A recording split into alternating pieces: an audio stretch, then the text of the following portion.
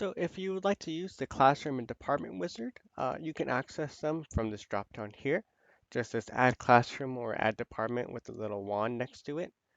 You can also access the My Profile down in the Cyberschool dashboard and do this Add Class or Add Department. But before we actually get into that, I want to note that um, you can actually create one. Let me go and delete this training class here and save. So you can't actually utilize those until you have some categories in here. So you'll want to open up the class manager or the department manager. I'll do the class manager first. And you'll want to take a new category and drag this over and just give this a category here. We'll say training category there.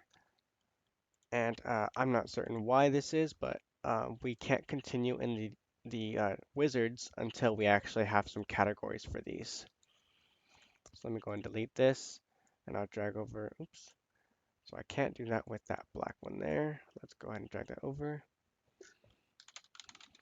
Training department. All right, and save. Okay, so now I'm going to access the Cyberschool dashboard and click Add Class. And it says, Welcome to the Classroom Wizard.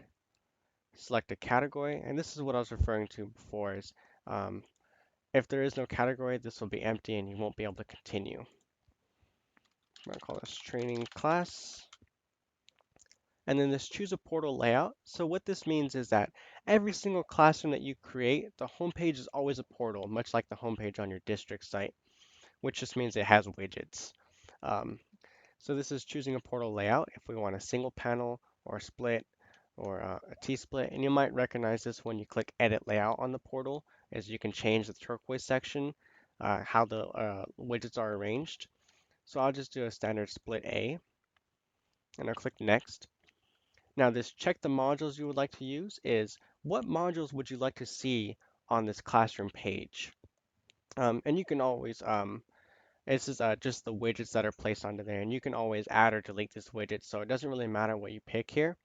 But let's just say I want a countdown, I want news, and I want events on there as well. So I'll click next. And then it says, please select your new layout, which just means if you would like a theme for this. Now, this is only because I have enable classroom themes on in the school setup. If that's disabled, it'll actually skip this one.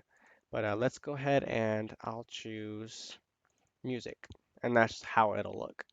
So it'll look just like this with the news, event, and the countdown widget on them. So I'm gonna click next and finish. And then I'll be taken right to that classroom there, and it's NaN because it's not available. It basically means there's no date set for this. So let's go ahead and get this instantiated. Yeah, save. All right, it should say countdown reached. But let's go ahead and go back to the district.